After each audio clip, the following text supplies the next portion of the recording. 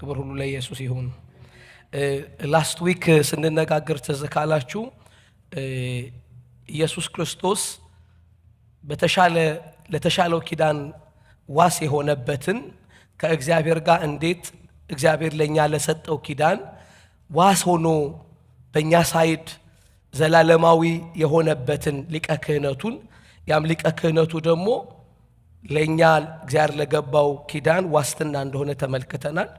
እግዚአብሔር ልጁን በእኛ ምትክ ሲያመጣ ከሁላችን ጋር ሳይሆን በልጁ ከሁላችን ጋር ያደረገውን ኪዳን ተመልክተን ነበር እና ኢየሱስ ክርስቶስ ለሚሻል ኪዳን ምን ሆኗል ይለናል?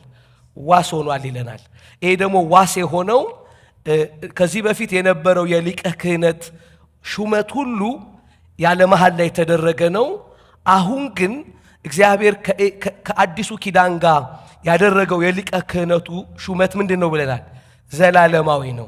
ዘላለማዊነቱን ደግሞ ለማረጋገጥ እግዚአብሔር ለልጁ ምን ብሎለታል አለን? ምሎለታል። ስለዚህ እነሱ ያለ መሐላ ነው ሊቀ ክህነቱን ወይም ክህነቱን የተቀበሉት። እርሱ ግን ለተሻለ ኪዳን ዋስ ሲሆን ሊቀ ክህነቱ በመሐላ ነው የሆነለት። ለምንድነው ሲባል ዘላለማዊ ስለሆነ ነው አለን።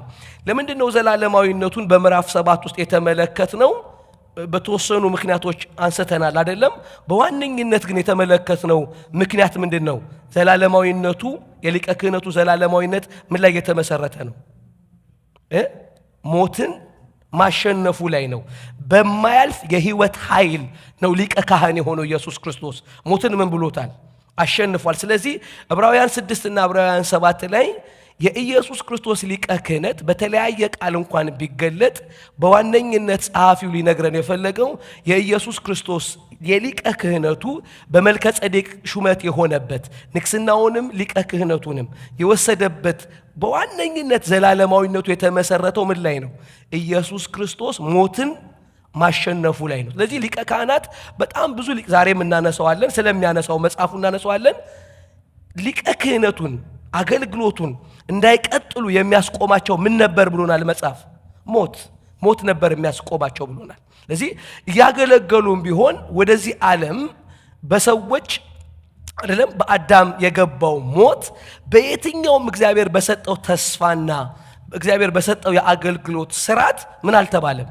አልተሸነፈም ነበር። ስለዚህ እግዚአብሔር በኤደን ገነት ውስጥ የሰጠውን ተስፋ አምጥቶ በምድር ላይ ያንን ተስፋ እንደፈጸመ ሰዎች ልጆች ሁሉ እንዲያምኑ እና በዛም ደግሞ የህይወት ተካፋይ እንዲሆኑ ልጁን እስኪያመጣ ድረስ የነበሩት አገልግሎቶች ሁሉ አገልግሎቶቹ ላይ የነበረው ኢምፐርፌክሽን ወይም ደግሞ ፍጹም አለመሆን በዋነኝነት ምን ላይ የተመሰረተ ነው? ሞት ላይ የተመሰረተ ነው። ስለዚህ አገልግሎቱ ማንንም ፍጹም አላደረገም። አገልግሎቱ ራሱን ፍጹም አይደለም የሚለን ምንን እያወራን ያለ ነው? በዚህኛው አገልግሎት ሞት የሚባለው ወይም ደግሞ ፍጽምና የሚባለው ነገር ምን አልተባለም? አልተገኘበትም ነው የሚለን። ስለዚህ ይህንን ስናስብ የሊቀ ክህነታችን ዘላለማዊነትን በማያልፍ የህይወት ኃይል በመልከ ጼዴቅ ሹመት ከመጋረጃው ጀርባ መግባቱን ስናስብ እግዚአብሔር ይህንን ተስፋ ለመያዝ ለሸሸን ሰዎች ሐሳቡን እንደማይቀይር ያረጋገጠበት እንደሆነ ምን ብለናል? ገብቶናል አለ። ሐሳቡን ደግሞ የማይቀይር ከሆነ ለኛ እኛን ወክሎ በገባው ሊቀ ካህን ምን እንዲሆንልን ነው እግዚአብሔር የፈለገው አለ? ብርቱ መጽናናት ማለት ኮምፈርት እንዲሆንልን የተፈለገው እግዚአብሔር በሊቀ ካህኑ ላይ ባለን እምነት ስለኛ በገባው አካል ላይ ምን እንድንል ፈልጓል? እንድናርፍና እንድንረጋጋ ፈልጓል። ኮምፈርት እንድናገኝ ፈልጓል። አሁንም ይህንን ሊያስረዳ ኢየሱስን ከነበረው ከአሮን የሊቀ ክህነት ከሌዋውያን ልጆች ሊቀ ክህነት ይበልጣል የሚለውንም አሁንም የሚነግርበት ምክንያት በዋነኝነት በመሐላ ሊቀ ካህን የሆነው ኢየሱስ እግዚአብሔር ያንን መሐላ ለልጁ የሰጠበት ምክንያት ለኛ አንድ ነገር ሊያስረዳ የፈለገበት ድርጊቱ ነው ብሏል። ምኑን ሊያስረዳበት ነው? ከዚህ በኋላ ሌላ ኮቨናንት ወይም ቴስታመንት እንደማያመጣ እንድናቅ ፈልጓል እግዚአብሔር። this one is the last testament የመጨረሻ ኪዳን እንደሆነ የመጨረሻ ኪዳን የሆነው ለምንድን ነው ሲባል በዚህኛው ኪዳን ውስጥ ምን ተገኝቷልና ፐርፌክሽን ፐርፌክት ነው ብላ ፐርፌክት ነው ማለት ፍጹምና ስለተገኘበት እግዚአብሔር በዚህኛው ኪዳን የረካው በሊቀ ካህኑ ምንነት ነው ፍጹምነት ስለሆነ ስሙኝ ምዕራፍ 1 ላይ ተመልክተናል ምዕራፍ 4 ላይ ምዕራፍ 5 6 ላይ ተመልክተናል ፐርፌክት እንደሆነ የምናረጋግጥበት ቃል ይውላችሁ ኢየሱስ ክርስቶስ በግርማው ቀኝ የተቀመጠ ነው ብሏል አለቀ ፐርፌክት ነው በተገለገለበት ዘመን ሁሉ የምድራዊ ድንኳን ውስጥ የሚገባ ሊቀ ካህን ኢምፐርፌክት የሆነው በሞት ብቻ በዋነኝነት ያ ግን ኢምፐርፌክሽኑ አገልግሎቱን ከሰጠ በኋላ በእግዚአብሔር ቀኝ የተቀመጠ አንድም ሊቀ ካህን የለም ይሄኛው ሊቀ ካህን ግን በመሐላ ለሚሻል ኪዳን ዋስ የሆነው በመልከ ጼዴቅ ሹመት በዘላለማዊነት ከመጋረጃው ጀርባ ወደ እግዚአብሔር በገዛ ደሙ ሲገባ እግዚአብሔር እንደረካና ከዚህ በኋላ ሌላ ኪዳን ሌላ ነገር እንደማይመጣ ያረጋገጠው ኢየሱስን በምን አደረገ ለመጽሐፍ ቅዱስ እስቲ በቀኙ አስቀምጦታል በሉ ያንተ ሊቀ ካህን በእግዚአብሔር ቀኝ ተቀምጧል በሉ ያንተ ሊቀ ካህን በሉ ስላንተ የገባው ያ ሰውነት በፍጹም ሰውነት በእግዚአብሔር ቀኝ ምን ያለ ነው የተቀመጠ ነው ስለዚህ እግዚአብሔር ምን ብሏል ተቀምጧልን ማንም ሰውዬ በእግዚአብሔር ቀኝ ሲያስብ ምን እንዲያስብ ነው የፈለገው እግዚአብሔር በዚህኛው ሊቀ ካህን ተስፋ የሚያደርጉ ሰዎች ሁሉ ተስፋቸው ምን እንደማያሳፍር ያረጋገጠው እኛን የወከለውን አካል ምን አድርጎት ነው በቀኙ ምን አድርጎታል አስቀምጦታል ሃሌሉያ ስለዚህ እኛውን ተስፋ የምናደርገው አካል ገና ነገ የሚጣራለት አካል አይደለም ነገ ከነጎዳ የሚጣራ አይደለም ገብቶ ምን ያለ ነው የተቀመጠ በሉ የወከላችሁ አካል ምን ብሏል እስቲ ተቀምጧል በሉ ሃሌሉያ እናንተን የወከለ ስለናንተ በእግዚአብሔር ቀኝ የገባው ምን ብሏል ይላል በእግዚአብሔር ቀኝ ተቀምጧል ስለዚህ ይሄኛው ኪዳን ፍጹምነት እንዳለው ያረጋገጥነው በማያልፍ የሕይወት ኃይል እንደ መልከ ጼዴቅ ሹመት ከመጋረጃው ጀርባ በእግዚአብሔር ቀኝ ገብቶ የተቀመጠ ነው ይለናል ይህንን የተወሰኑትን ምክንያቶች እንድንመለከታቸው ያደርገናል ምዕራፍ 7 ስቲል ሊቀ ክህነቱን ነው የሚያወራው 8 9 10 ላይ መስዋዕቱንና ክህነቱን ያነሳል ምክንያቱም ነገሩ የተመሰረተው ምን ላይ ስለሆነ ነው እዚህኛው አካል ላይ የመጀመሪያውም ኪዳን ቢሆን በእንዲህ ስርዓት ውስጥ እግዚአብሔር ስለመሰረተው ማለት ነው እንዲሁ ምዕራፍ 7 ከ22 እስከ 28 ኢየሱስ ለሚሻን ኪዳን ምን ሆኗል ዋስ ሆኗል ዋስን ላስዊክ ተነጋግረናል ለኪዳኑ ምን ሆኗል ኢየሱስ ክርስቶስ ጋራንተር ሆኗል ዋስ ሆኗል ማለት እግዚአብሔር ኪዳን ሊገባ ፈልጎ ኪዳኑን ከሰው ልጆች ጋር ከሱ ጋር ተመጣጣኝ ኪዳኑን ሊያስኬድ የሚችል አካል ስለሌለ በምንድነው ኪዳኑን የሰጠን ብለናል በዋስ ነው ስለዚህ ኢየሱስ ክርስቶስ የኪዳኑ ምን ሆኗል ጋራንተር ሆኗል ስለዚህ ጋራንተር እዚህ ጋባናል ማለት ነው ምን ብሏል ኢየሱስ ክርስቶስ በእኛ ሳይድ ሆኖ ከአባቱ ጋር ምን ብሏል ኮቨናንቱን ሳይን አድርጓል ስለዚህ ኮቨናንቱን ሳይን ላደረገው ደግሞ እግዚአብሔር ምን ሰጥቶታል መሐላ ሰጥቶታል ካንተ በኋላ ምን አይመጣም ብሎት ሌላ ካህን አይነሳም ብሎ ምሎለታል ይለናል እርሱም ቁጥር 23 ላይ ሲመጣ እነርሱ እንዳይኖሩ ሞት ስለከለከላቸው ከዚህ በፊት የነበሩ ሞት ስለከለከላቸው ካህናት የሆኑ ስንት ናቸው ይላል ብዙዎች ናቸው ይላል እርሱ ግን ለዘላለም የሚኖር ስለሆነ የማይለወጥ ክህነት ለዚህ የማይለወጥ ክህነቱ መሐላው ላይ ብቻ ሳይሆን ምኑ ላይ የመጣ ነው አለ ሞትን ያሸነፈበት ወይም ዘላለማዊ ባህሪው ላይ የመጣ ነው ይሄ እዚሁ ምዕራፍ 6 ላይ በማያልፍ የሕይወት ኃይል ብሎ የገለጠው ማለት ነው ቁጥር 25 ላይ ሲመጣ ስለነርሱ ሊያማልድ ዘወትር በሕይወት ይኖራል ስለነሱ ሞት ስለከለከላቸው ስለዚህ ደግሞ በእርሱ ወደ እግዚአብሔር የሚመጡትን ፈጽሞ ሊያድናቸው በሱ በኩል ወደ እግዚአብሔር የሚመጡትን ሁሉ ፈጽሞ ሊያድናቸው ይችላል ለምንድነው ፈጽሞ የሚያድናቸው እግዚአብሔር እሱን ምን ስላለው ነው ስለተቀበለውና በመሐላ ሊቀ ካህን ስላደረገው ነው ከዚህም በኋላ ደግሞ ሌላ ሊቀ ካህን ምን ስለማይመጣ ነው ስለዚህ ወደሱ የሄዱት ሰዎች ሁሉ ምን አይሉም ኢየሱስ ክርስቶስ በቃ አይደለም አይባልም ለዚህ ነው በጣም ሐዋርያው ጳውሎስ ምን አለ በወንጌል ምን አይደለም አለ አላፍርም። በወንጌል አላፍርም ያለው ለምንድን ነው? በወንጌል ለምንድን ነው ማላፍረው አለ? አስቀድሞ ለአይሁዳዊ ደግሞም ለግሪክ ሰው የእግዚአብሔር ኃይል ምንድነው? ለምንድን ነው አለ? ለማዳን ነውና። ስለዚህ ወንጌል ማንም ሰውዬ ካመነው ሰውየውን ላያድነው አይችልም። ስለዚህ ነገ ይጣራልሃል ሰውየው አይባልም። በወንጌል እማላፍርበት ምክንያት ከዚህ በኋላ ሌላኛው ህይወት ሲመጣ ኢየሱስ ክርስቶስ የማያድን ሆኖ ምን አንለውም አለ፣ ዲስአፖይንትድ አንሆንም አለ። ስለዚህ በወንጌል ምን አልልም አለ። አሁን የምሰብካችሁ አንድ እርግጠኛ ሆኛለሁ፣ የምሰብከው ወንጌል ሰውን ምን ያድናል አለ። ስለዚህ በወንጌል ምን አልልም አለ። ወንጌል አያሳፍርም በሉት። ሃሌሉያ። ኢየሱስ ያድናል የሚለው መልእክት ማንም አሜን ብሎ እግዚአብሔር በጸጋ ረድቶት ላስተናገደው ሁሉ ሰውየው ምን አይልበትም አለ። እንኳን ላመነው ለሰባኪው መልእክቱ የማያሳፍር መልእክት ነው ይላል። ሃሌሉያ።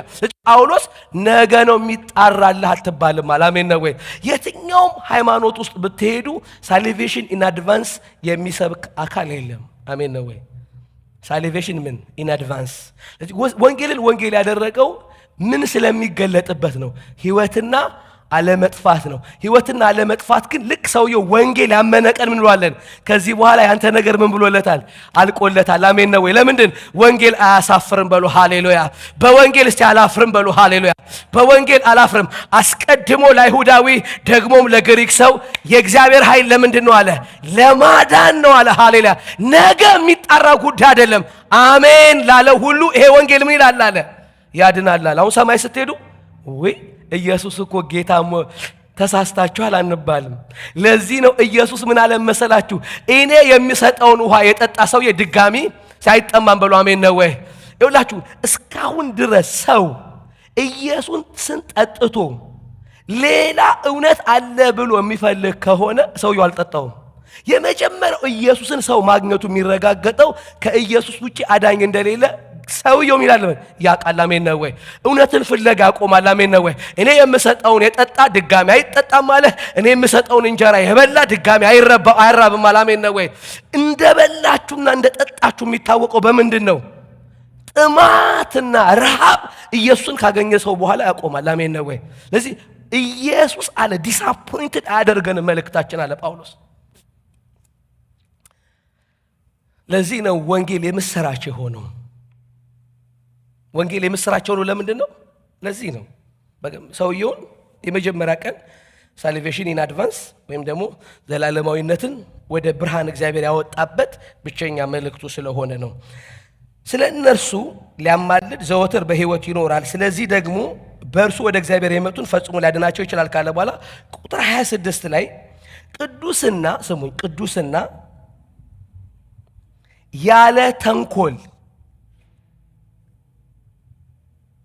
ነውርም የሌለበት ከኃጢአተኞች የተለየ ከሰማያት ከፍ ከፍ ያለ እንደዚህ ያለ ሊቀ ካህን ምን ይለናል አለ? ይገባናል አለ። አሜን ነው ወይ? ምንድን ያሉ መሰላችሁ?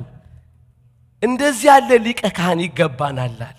ይገባናል ማለት ከላይ ካሉት ሐሳብ ጋር ነው የሚነግረን። ይሄኛው ሊቀ ካህን አሁን ከነገርኳችሁ የመጀመሪያው የሊቀ ክህነት ስርዓት ሁሉ የሚበልጥ ነውና ሚለናል አለ። በእርሱ ተስፋ ብናደርግና ብናምን ይገባል ነው። አሜን ነው ወይ? ይገባል ነው የሚለን። እዚህ ጋር ግን የተገለጠበት ቃል ቅዱስ እና ምን አለ? ያለ ነውር የሆነ ነው ይላል። ቅዱስ የሚለው ቃል ይኸውላችሁ፣ ቅዱስ የሚለው ቃል የሞራልና የኤቲክስ አይደለም። እዚህ ጋር የሚያነሳልን ቅዱስ የሚለው ቃል ዩኒክነሱን ነው የሚያነሳልን። ቅዱስ ነው ሲባል ኢየሱስን የሚመስል የሌለ ከሁሉ የተለየ። የተለየበት ደግሞ የመጀመሪያው ባህሪ ከወንድ ዘር ያልተወለደ ነው። ስለዚህ ቀጥታ ሉቃስ 1:35 ላይ ስትሄዱ ገብርኤል ለማርያም ሲያበስራት የምትወልደው ምንድን ነው? መልአኩም መልሶ እንዲህ አላት ሉቃስ ላይ መንፈስ ቅዱስ በአንቺ ላይ ይመጣል፣ የልዑልም ኃይል ይጸልልልሻል። ስለዚህ ደግሞ ከአንቺ የሚወለደው ቅዱስ የእግዚአብሔር ልጅ ይላል አለ ይባላል። ስለዚህ ከሷ የሚወለደው ምንድነው አለ? ቅዱስ የእግዚአብሔር ልጅ። ስለዚህ በዛ መንገድ ድንግል በድንግልናዋ ጸንሳ በድንግልናዋ ወደዚህ ዓለም ያመጣችው ያለ ወንድ ዘር የመጣ ሰውነት ስለሌለ ይሄ ግን አላት መንፈስ ይጸልልልሽና ሲወለድ ቅዱስ የእግዚአብሔር ልጅ የሚባለው የመጣበት መንገድ ማንም ሰው የመጣበት መንገድ አይደለም እያለን ነው። የመጣበት መንገድ ኖርማል በርዝን የመጣው ኢየሱስ ክርስቶስ ግን ኢየሱስን ቅዱስ ያደረገው ያልተካፈለው ምን ስላለ ነው? የወንድ ዘር የሴቲቱ ዘር ስለሆነ ነው ኢየሱስ ክርስቶስ። የሴቲቱ ዘር ስለሆነ ምን ይባላል አለ? ቅዱሱ የእግዚአብሔር ልጅ። በኤደን ገነት እግዚአብሔር ለሰው ልጆች ተስፋ የሰጠው ብቸኛው የዘላለም ሕይወት ተስፋ እሱ ነው ይላታል። ስለዚህ ምንድነው እሱ አለች? ቅዱስ። ስለዚህ ቅዱስ ነው ሲል ዕብራውያን ጸሐፊ ቅዱስ ነው ሲል ምን እየነገረ መሰላችሁ?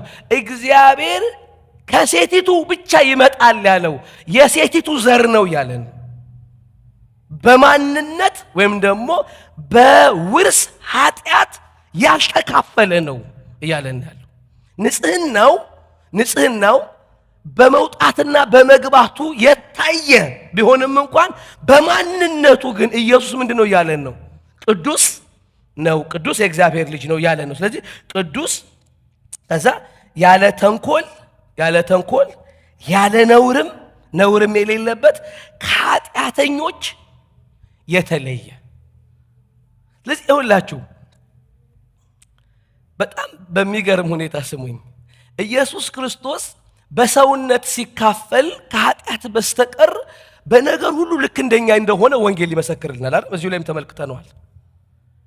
የመጀመሪያው ግን የሊቀ ክህነት ሥርዓት ስሙኝ የሚሾመው ከሰዎች መካከል ድካም ያለበትን ሰው ይላል። ድካም ያለበትን ሰው ነው እዚህ ጋር ያነሳዋል። ድካም ያለበትን ሰው የሚሾምበት ምክንያት ለሌሎች የሚራራበት ተካፋይነት በአንድ አይነት ድካም መገኘት ነው ብሎ ስለሚያስቀምጥ ነው። እዚህ ጋር ግን ኢየሱስ ጋር ሲመጣ ከኃጢአት በስተቀር በነገር ሁሉ ልክ እንደኛ ምን ያለ ነው? የተፈተነ ነው ይልና ኃጢአትን ግን በተመለከተ በማንነት ቢሆን በስራ ወይም በግብር ኢየሱስ ቅዱስ ያለ ነውር ያለ ተንኮል ነው ይለናል።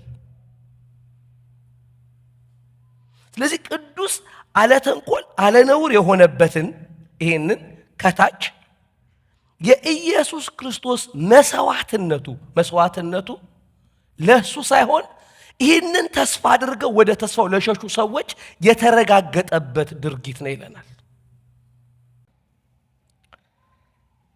እነዚያ ሊቀ ካህናት እንደነዚያ ሊቀ ካህናት ይላችሁ አለ ነውር ስለሆነ ይገባናል ካለ በኋላ እርሱ እንደነዛ ሊቀ ካህናት አስቀድሞ ለራሱ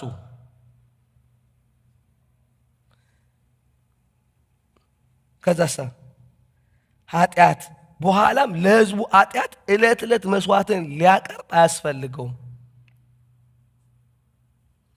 ኢየሱስ ክርስቶስ አሁን ይውላችሁ አለ ኃጢአት ቅዱስ አለ ነውር አለ ተንኮል ከኃጢአተኞች የተለየ ነው ይላል።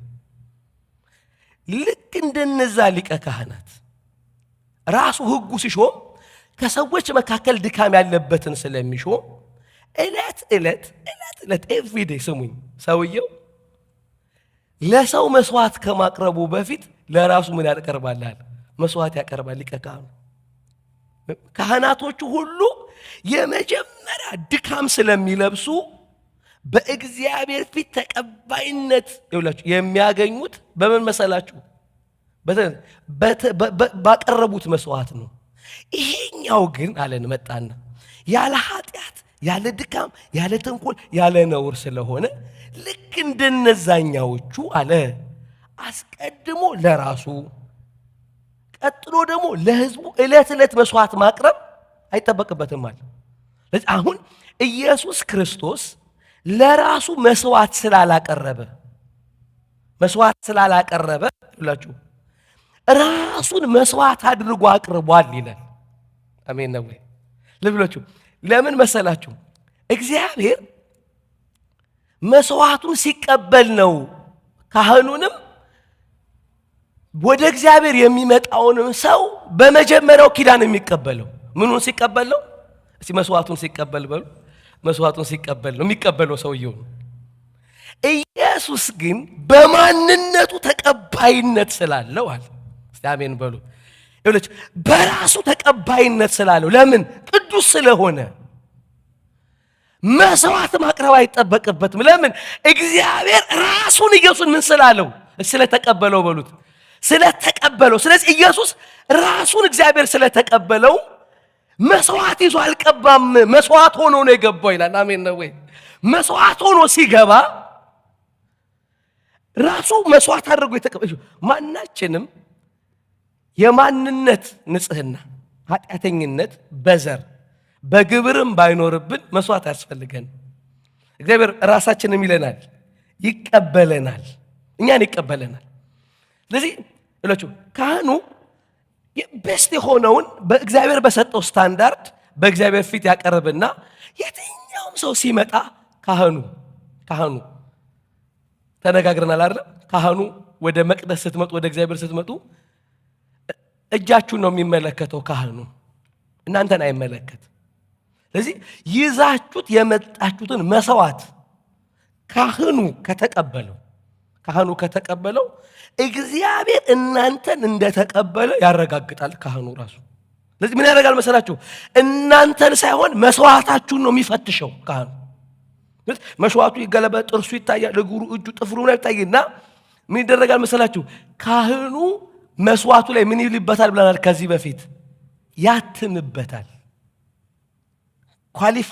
ኳሊቲውን ቼክ ያደርግና ምን ያደርጋል መሰላችሁ? ምን ይልበታል? ያትምበታል። ምን ይሏል መሰላችሁ? ልክ መስዋዕቱን ካህኑ ሲቀበል ሲያትምበት ምን ማለት ነው? አንተ እግዚአብሔር ባመጣው መስዋዕት አንተን ምን ብሎሃል ማለት ነው? ተቀብሎሃል ይልና መስዋዕቱን በአንተ ምክንያት ለእግዚአብሔር ያቀርብለታል። ስለዚህ ይሄንን ዮሐንስ 6 ላይ ምን ብሏል መጽሐፍ ቅዱሳችን? ኢየሱስ ክርስቶስን በተመለከተ ሲናገር ከሰማይ የመጣ እንጀራ ለሚበሉትም የዘላለም ሕይወትን የሚሰጥ ይህንንም እግዚአብሔር ምን ብሎበታል አለ? አትሞበታል አለ። ምንድነው የምንሰራው ስራ ሲሉት ምን ብሏል መሰላቸው? በላከው በልጁ እንድታምኑ ነው አለ። ለሚጠፋ እንጀራ አትስሩ አላቸው። ነገር ግን ለማይጠፋ እግዚአብሔር ለሚሰጣችሁ አይደለም፣ እግዚአብሔር በልጁ ለሚሰጣችሁ ለሱ ስሩ። ይህንንም እግዚአብሔር ምን ብሎበታል አለ? አትሞበታል። ኢየሱስ የዘላለምን ሕይወት የሚሰጥ የሕይወት እንጀራ ነው ብሎ አብራሱ ምን ብሎታል አለ? ኳሊፋይድ እንደሆነ ምን ብሎበታል አለ? አትሞበታል አለ። ስለዚህ ኢየሱስ ክርስቶስ ስሙኝ፣ ኢየሱስ ክርስቶስ መስዋዕት ያላስፈለገው ቅዱስ ስለሆነ ይላል። መስዋዕት ሆኖ የቀረበው ስለማን ነው ማለት ነው?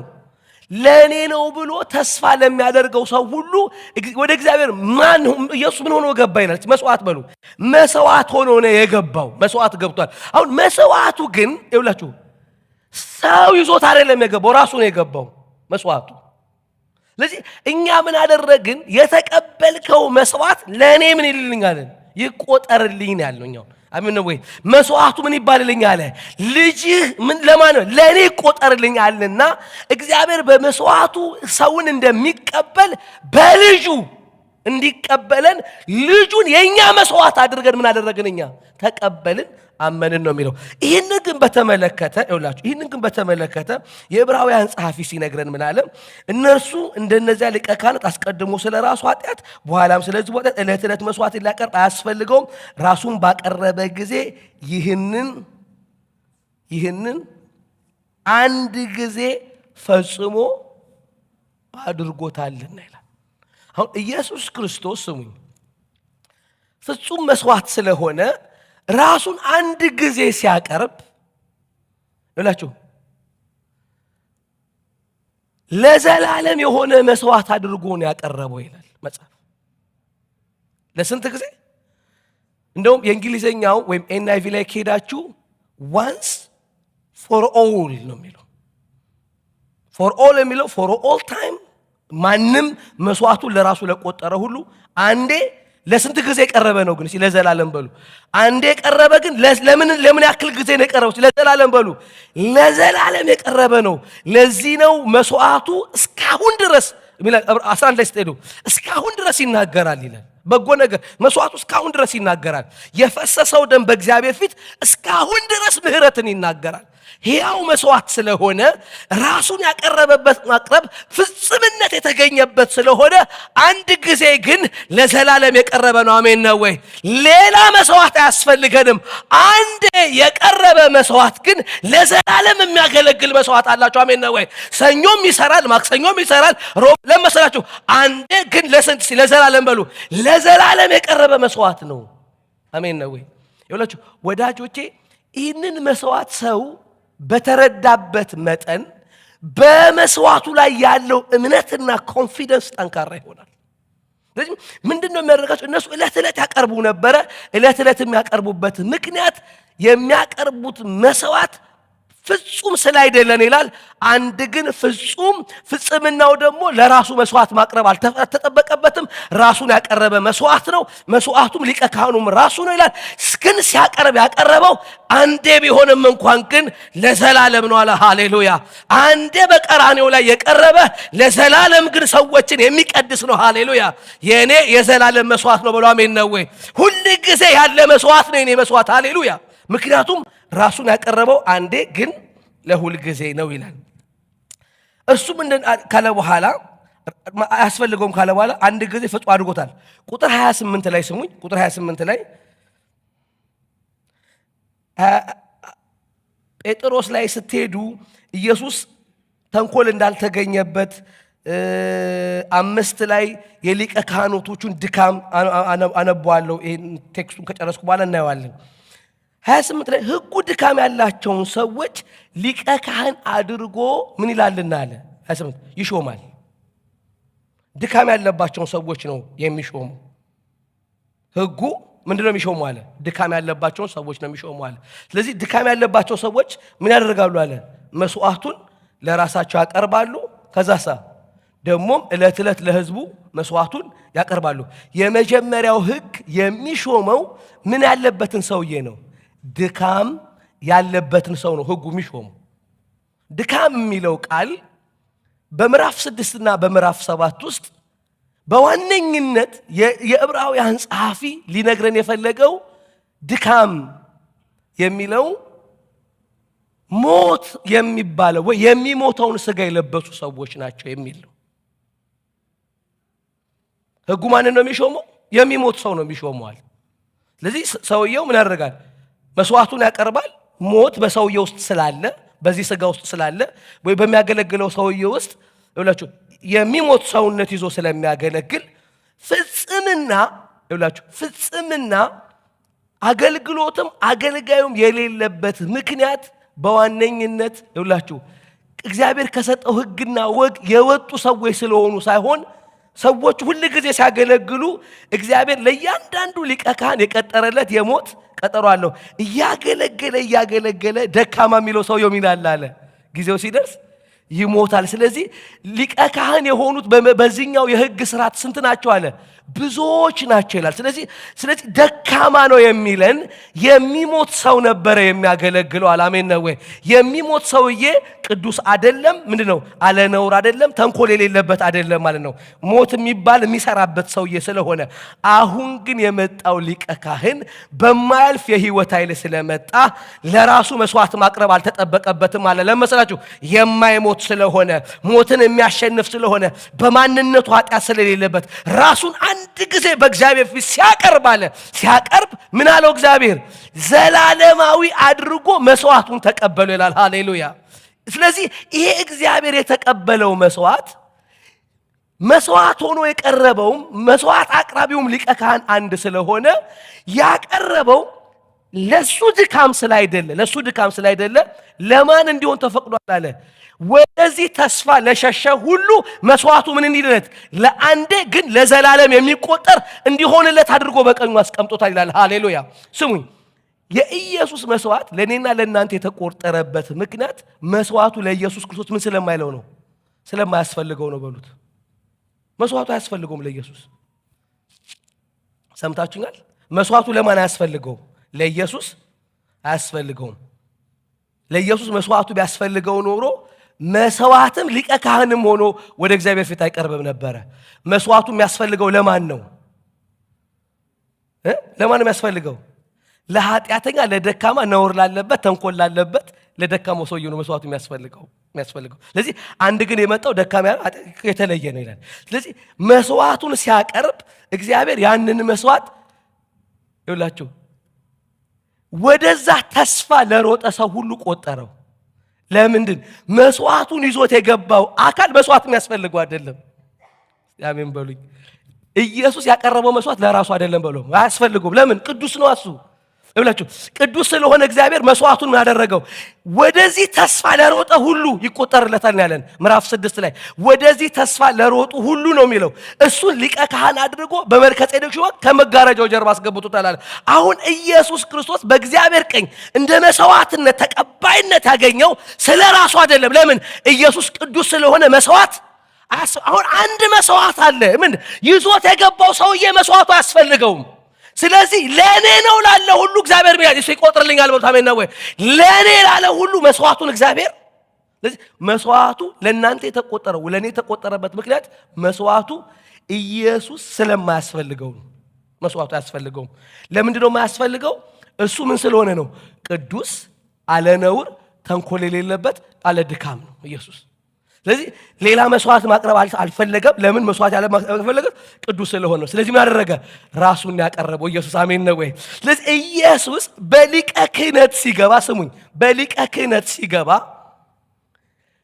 የገባው በሰውነት ስለገባ ያንን ሰውነት እግዚአብሔር በሞት የመስዋዕቱን ድርጊት ስለሚመለከት ያደም ለገባው ሰውዬ ምንም እንደማያደርግለት ያውቃል።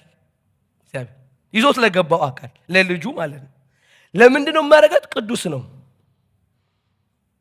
ስለዚህ በሰማይ ያለውን መስዋዕት ምን ብሎታል? ለኔ ነው ላለ ሁሉ የሚቆጥረው መስዋዕት ሆኗል። እሺ ዕብራውያን 5 ላይ የነዛን ሊቀ ካህናት ሥርዓት ላሳያችሁ። ሊቀ ካህናት ሁሉ ስለ ኃጢአትና መስዋዕትን ሊያቀርብ ከሰው ተመርጦ ለእግዚአብሔር በሆነ ነገር ሁሉ ስለ ሰው ይሾማልና እርሱ ራሱ ደግሞ ድካምን ስለሚለብስ ላልተማሩ ለሚስቱ ሊራራላቸው ይችላል። በዚህም ምክንያት ስለ ሕዝብ የሚቀርብ እንዲሁ ስለ ራሱ ደግሞ መስዋዕትን ስለ ኃጢአት ሊያቀርብ ይገባዋል። ይሄኛው ሰውዬ ግን ለራሱ ማቅረብ ይችላል። ስለዚህ ለራሱም ስለሚያቀርብ ለሰውየውም ስለሚያቀርብ ይሄኛው ሊቀ ካህን በስጋ በደካማ ሕጉ የሚሾመው ሰውዬ ግን ለሰውየው መስዋዕት ያቀርብለታል እንጂ በሊቀ ክህነቱ ይውላችሁ በሊቀ ክህነቱ ብቻ በእግዚአብሔር ፊት ተቀባይነት ያገኝ ሊቀ ካህኑ። ሰማችሁኝ? ስሙኝ። አሁን ሊቀ ካህኑ ያለ መስዋዕት በእግዚአብሔር ፊት ቢገባ ወይም በራሱ ደም ስራ ቢገባ እግዚአብሔር እንደ ደካማ እንደ ኃጢአተኛ ስለሚቀበለው ምን ያደርገዋል? ሰውየው ይገለዋል ሰውየው። ስለዚህ ምን ያደርገ ማለት you are not worthy ይለዋል። በማያልፍ የህይወት ኃይል መኖር ስለማትችል። ስለዚህ ምን ያደርገውላችሁ? እቺኛዋን ከኤደን ገነት ከምትገለባበጧ ሰይፍ ጋር ተመልከቱት። ስለዚህ ወደዛ የህይወት ዛፍ ለመድረስ ይውላችሁ ሰይፉ የሚቆርጠው ሰውዬ ከቆረጠው በኋላ በማያልፍ የህይወት ኃይል መነሳት አለበት ፍሬውን ለማግኘት። ሰምታችሁኛል? ስለዚህ አሁን የመጡ ሁሉ ወደ እግዚአብሔር በሰይፉ እየተቆረጡ በማያልፍ የህይወት ኃይል ግን መምጣት አልቻሉም። ለምን? ሞት በሰዎች ሁሉ ላይ ምን ብሏል? ስለሰለጠነ። አንድ ግን መጣ። ይኸውላችሁ የምትገለባበጠው ሰይፍ ከገደለው በኋላ ግን በዛኛው የህይወት ኃይል የተገኘ የህይወቱን ዛፍ ለመውሰድ የተነሳ አሜን ነው ወይ? ስለዚህ አሁን የገባበት ዓለም ውስጥ በምን ተነስቷል አለ? በራሱ ህይወት እንደገና ስለተነሳ የተነሳው አካል ይውላችሁ ሞቱ ወይ መስዋዕትነቱን ለኔ ነው ላለ ሁሉ እግዚአብሔር ብሎታል። ወደ ተስፋው የሸሹ ሰዎች መስዋዕት ነው ብሎ ተቀብሎታል እግዚአብሔር። ስለዚህ አንድ መስዋዕት አለ ምህረትን የሚናገር ነው። ምን ተስፋ አድርጎ ወደዛ ለሸሸው ሁሉ ዘላለማዊ ባህሪ ያለው መስዋዕት አለን። ማን ስለሆነ? ኃጢአት ነውር እንከን የሌለበት። ይህንን የጠራበት ቃል በጣም ነው የባረከኝ ዛሬ። ይኸውላችሁ ከሕግ በኋላ የመጣው ይላል። ሕጉ ደካማ ሰዎችን ይሾማል ካለ በኋላ ከሕግ በኋላ ግን የመጣው ይለዋል። ከሕግ በኋላ ነው የመጣው በሉት ሲነጋርጉትና ጸጋ ከሕግ በኋላ ነው የመጣ ይላል። ከሕግ በኋላ ግን የመጣው በጣም በሚገርም ቃል ነገር የመጣው የመሐላ ቃል ግን የምን ቃል? የመሐላ ቃል። ከሕግ በኋላው የመጣው የመሐላ ቃል ግን ለዘላለም ፍጹም የሆነውን ምን ልጅ ይሾማል። እዚህ ጋር ከሕግ በኋላ የመጣ ይልና ምን ያደርጋል? የመሐላው ቃል ነው የሚለው። ስለዚህ የአዲሱ ኪዳን ሌላኛው መጠሪያ በዕብራውያን 7 ቁጥር 28 ላይ ምን ተብሏል? የመሐላው ቃል በሉ። የመሐላው ቃል ነው የሚባለው። መሐላው እዚሁ ምዕራፍ 7 ላይ ምንን የሚያመለክት ነው አለ? ዘላለማዊ ሲምልለት ምን ብሏል? ካንተ በኋላ አይመጣም ብሎ ዘላለማዊነቱን ያረጋገጠ ነው ይላል። ሁሉ ያለ መሐላ ነው ሊቀ ካህን የሆኑት። ኢየሱስ ግን ለሚሻለው ኪዳን በመሐላ ነው ሊቀ ካህን የሆነው። ለምን? የሊቀ ክህነቱ ዘላለማዊ ስለሆነ ይልና ኢየሱስ ሲመጣ ከሕግ በኋላ ነው የመጣው። ከሕግ በኋላ ደግሞ የመጣው ኪዳን የመሐላው ቃል ተብሏል። የመሐላው ቃል ግን ማንን ነው የሾመው ይላል? ፍጹም የሆነውን ምንድን የሆነውን የእግዚአብሔር ልጅ ነው የሾመው ይላል። የመሐላው ቃል የሆነው ለምንድን ነው? የመጣው ዘላለማዊ ሊቀ ካህን ስለሆነ ዘላለማዊነቱ የተጠራበት ቃል ምን ተብሏል? ኪዳኑ ምን ተብሏል? የመሐላው ቃል በሉ። የመሐላው ቃል ነው። አሜን ነው ወይ? ስለዚህ ኪዳኑ በምን የመጣ ነው? በመሐላ የመጣ ነው። ሃሌሉያ። ስለዚህ ይኸውላችሁ ኪዳን ሲሆን በሁለት አካል መካከል ያለ ስምምነት ነው አይደለም? በሁለት አካል። መሐላ ሲሆን ግን ምንድን ነው? መሐላውን ለሚገባው ሰውዬ ነው እዳው። ስለዚህ ይሄንን ኪዳን እግዚአብሔር ይዞት የመጣው በመሐላ ነው። እስቲ አሜን በሉ። ኪዳን ብቻ አይደለም መሐላም ነው። በሩት ጨበጡትና እኛ ያለንበት ኪዳን የመሐላው ቃል ተብሏል። አሜን ነው ወይ? ስለዚህ ኪዳን ብቻ ሳይሆን ምንድነው እንትኑ ቃሉ እንትኑ የመሐላ ቃል በሉ። የመሐላ ቃል ነው። የመሐላው ቃል ግን ምን ይዟል? ፍጹም የሆነ እግዚአብሔር ልጅ ይዞ መጣ። ስለዚህ ፍጹምነት ውስጥ ምን አለ አለ? ሊቀ ክህነት ውስጥ ያለ ዘላለማዊነት የተመለከትንበት ነው ይላል። ስለዚህ ኪዳናችን ምን ተብሎ ተጠርቷል? የመሐላ ቃል። እግዚአብሔር ምን ያለበት? የማለበት ነው። መሐላው ደግሞ ምንድን ነው? ሐሳቤን ከዚህ በኋላ አልቀየርም፣ ከዚህ በኋላም ሌላ ኪዳን አይመጣም፣ ከዚህ በኋላ ሌላ መስዋዕት የለም፣ ከዚህ በኋላ ሌላ ሊቀ ካህን የለም። ስለዚህ ሁሉን አንዱ ሆኖ ገባ። አሜን ነው ወይ? ሲገባ ግን አንድ የገባ ግን ዘላለማዊ ነው። አሜን ነው ወይ? ከኢየሱስ በኋላ የሚመጣ መስዋዕት፣ ከኢየሱስ በኋላ የሚመጣ ሊቀ ካህን፣ ከዚህኛው ኪዳን በኋላ የሚመጣ ሌላ ኪዳን የለም። ስለዚህ ምን ብሎታል? ይሄንን የመሐላው ሲቃል በሉ። ሃሌሉያ። ዘላለማዊነቱ የተነገረበት የመሐላው ቃል ነው። ስለዚህ እኛ ከእግዚአብሔር ጋር በልጁ አማካኝነት ያገኘነው ኪዳን ላይ ተስፋ ስናደርግ እዛው ተስፋ ላይ እግዚአብሔር ምን ብሏል መሰላችሁ? መሐላ ስለጨመረበት የነገሩን ዘላለማዊነት በምን ውስጥ ሰጥቶናል? በተስፋ ውስጥ ብቻ ሳይሆን በምን ውስጥ? በመሐላ ውስጥ ሰጥቶናል። ሃሌሉያ። ይሄ ደግሞ ለምንድን ነው አለ? እግዚአብሔር ሐሳቡን እንደማይለውጥ ያረጋገጠበት ነው። ለኔ ግን ምን ይሁንልኝ ይሄንን ሳቅ ሲባል መጽናናት። ሃሌሉያ። የመሐላውን ቃል ምን ብያለሁ? አግኝቻለሁ። ሃሌሉያ። የመሐላውን ቃል ነው ያገኘሁት እኔ። ክብሩ ሁሉ ለእግዚአብሔር ይሁን። ወዳጆቼ ወደ እግዚአብሔር ስትሄዱ አንዳች የምንመካበት ነገር እንደሌለ እንድናቅ ከሚያደርጉን እውነቶች መካከል እግዚአብሔር ይህንን ኪዳን በራሱ ደሞም በመሐላ በልጁ ላይ የመሰረተው ኪዳን ነው። ሃሌሉያ። ለዚህ ሁሉ ነገራችን ፍጹም የሆነ አካል ላይ የተረጋገጠ ስለሆነ የማናፍርበት አንድ ከመጋረጃው ጀርባ የገባ የእግዚአብሔር ልጅ ፍጹም ሰውነት አለ። አሜን ነው ወይ? መስዋዕትነቱ ፍጹም ነው፣ ነውር የሌለበት ነው። ለራሱ አይደለ መስዋዕት ይዞ ገብቷል። ለኔ ነው ብትሉ እግዚአብሔር ወደ ተስፋው የሸሸነ ይልና በዚህ የኔ ነው ባለው ሰውነት ውስጥ ምን ያደርጋል? ያረጋግጥለታል። ዋስትና አለ ይለዋል። ለምን?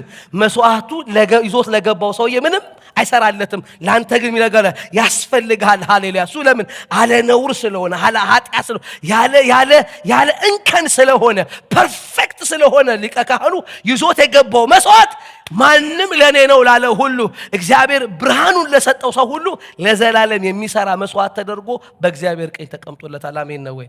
እስቲ መስዋዕቴ ፍጹም ነው በሉ። ሃሌሉያ። የቀረበልኝ መስዋዕት ፍጹም ነው። የቀረበልኝ መስዋዕት ዘላለማዊ ነው በሉ። ሃሌሉያ። ይሄ ምን ተብሏል? ኪዳን ብቻ ሳይሆን የመሐላው ቃል ተብሏል። ሃሌሉያ። ስለዚህ ምዕራፍ 7 ላይ የዕብራውያን ጸሐፊ ሊያስረዳን የፈለገው እግዚአብሔር ኢየሱስን በዘላለማዊነት በመልከጼዴቅ ሹመት ያስገባው በሚበልጥ ሥርዓትና የመሐላ ድርጊት ስለሆነ ምን በሉ እናንተ በቃ ዘላለማዊነቱ ላይ እርግጠኛ ሆናችሁ ረፉ ሊለን ፈልጎ ነው። አሜን ነው ወይ? ዘላለማዊ ነው መስዋዕቱና ረፉ ይላል። ሃሌሉያ። በእናንተ በኩል ሆኖ የፈረመው ሰውዬ ዘላለማዊ ነው፣ የማይወጣበት ገብቷል፣ በእግዚአብሔር ቀኝ ተቀምጧል፣ ረፉ ያለ ትኩረታችን ሙሉ ወደ ማን ሊወስደው ፈልጓል? ወደ እግዚአብሔር ቀኝ ወደ ተቀመጠው ሊቀ ካህን መስዋዕት ንጉሥ ወደ ኢየሱስ ሊያነሳው ፈልጓል። ሃሌሉያ።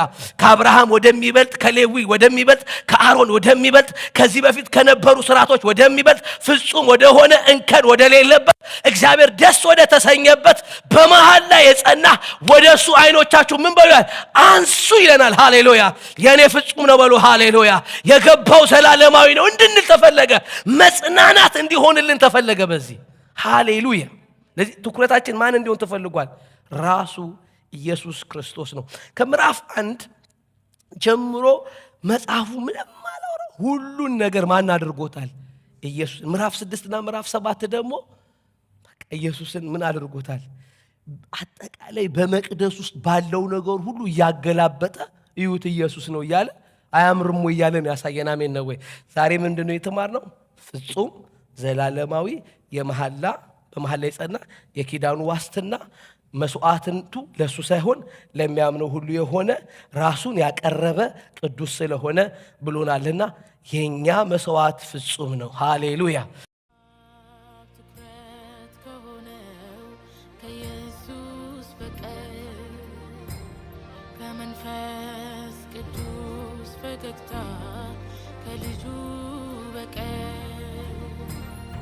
من